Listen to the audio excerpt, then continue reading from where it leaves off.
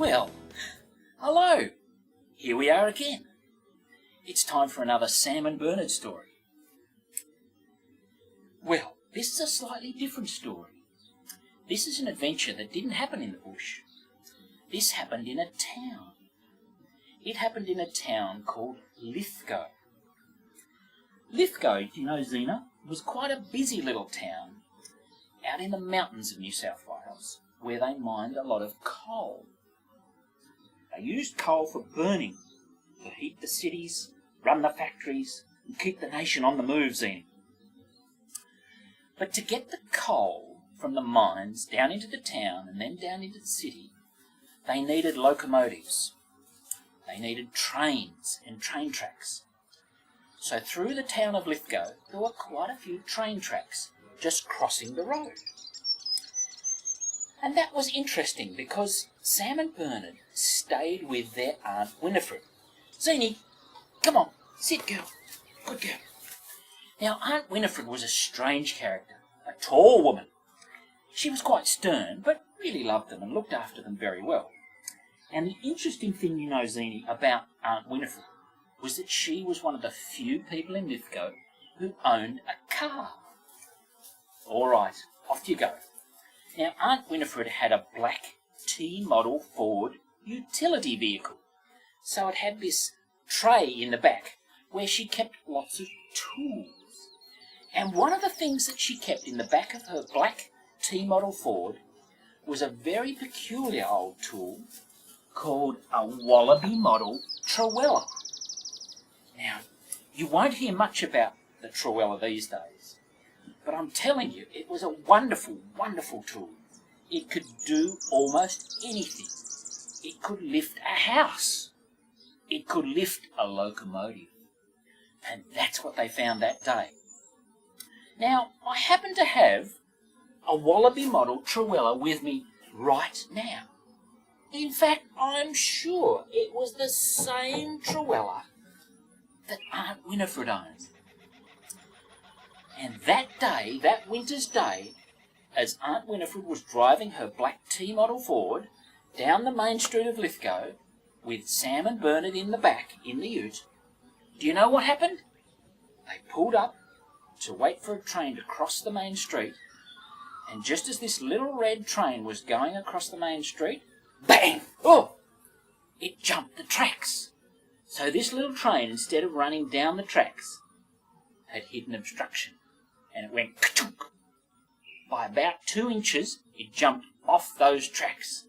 Once it was off the tracks, the train could not run. It couldn't tow the coal trucks, and worse still, it blocked up the main street of Lithgow. Well, Sam and Bernard watched as horse and buggies, other trucks, people, all kinds of people came down and stopped, and there was a huge traffic jam on the main street of Lithgow. People came out of the blacksmith's shop, people came out of the barber shop, men with, foam halfway through a shave and a haircut, all came out to look at this little red locomotive that had come off the tracks with such a jolt and a bang. And there was a regular commotion going on there. And of course, every man and his dog said, well, I think we could get it back on the train tracks if 50 of us got round and just lifted it up. But a locomotive weighs about 20 tons. No amount of men could lift a locomotive. Then a couple of other bright sparks said, well, what about if we get a truck and we get some chains and we tow it back onto the tracks? So for an hour or two they tried that. That didn't work. The trucks couldn't budge an inch. Sam and Bernard were in the back of Aunt Winifred's ute watching all of this go on, and it was a great adventure for them. They had corned beef sandwiches and lemonade, and they just watched it all with great interest. Aunt Winifred had taken the opportunity to go up the street and do her chores. So she arrived back an hour or two later with all her shopping, but she was most upset because they couldn't drive home. Because the main street, in fact the only street that her car could drive on, was blocked with this locomotive off the tracks. So Aunt Winifred was a very industrious, she was a very, very intelligent woman. And do you know what she did next? Well, I shall tell you what she did next. She came round the back of the ute, and she picked up with her big arms the wallaby model Truella. She barged through the crowd around this locomotive, and she said, "Out of the way, you fools! Out of the way! I'll move this locomotive." Well, they all laughed at her. Stony-faced Jack from the greengrocer, he said, "You've got to be kidding, woman. You can't move that. It's 20 tons if it's an ounce. We'll have to wait for the crane from the mines." And Bluey, the mine supervisor, said, "Winifred, with all due respect, madam, please wait patiently, and when the crane arrives, we shall move the locomotive, and you and your Model T Ford can get home and you can cook tea." Well, Sam and Bernard thought it was hilarious, because they knew Aunt Winifred from of old. They knew she was a determined and headstrong woman. And they knew that if she said she could move the locomotive, she could. And indeed, with her faithful wallaby model Truella, do you know what she did? She put the wallaby model Truella under the front of the locomotive, right under the front.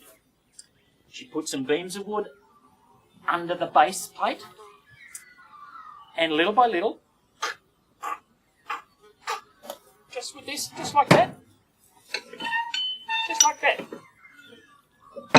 she lifted up the front of this locomotive. Now, it took her 20 minutes, but she lifted it up about 2 or 3 inches.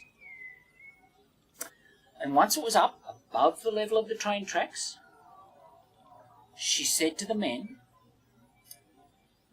"Come and push this locomotive."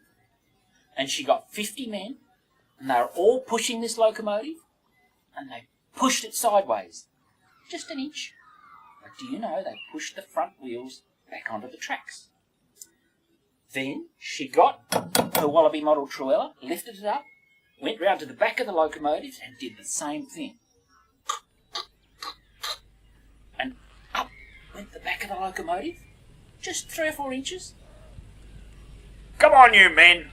She had to go down to the pub, get them all out, and they pushed the back of the locomotive back onto the tracks, and it went down with a big jolt, crunch, back down onto the tracks. Aunt Winifred put the wallaby model Truella, which was very heavy, back into the T-model Ford, and she roused on the engine driver and said, "Stoke up that locomotive and get it out of the way." And do you know, within 10 minutes he had the fire going. Another 10 minutes he had a head of steam up, and sure enough, a whistle blew, and he released the throttle on that locomotive, and off it went. Well, the congestion was relieved. The main street of Lithgow was free again. Sam and Bernard thought this was wonderful. They had had a whole afternoon's entertainment of men standing around, impossible to move this locomotive, but in sailed their Aunt Winifred, saved the day. Sam and Bernard thought it was fantastic. It was one of the best adventures they had ever seen, as this wallaby model Truella saved the day.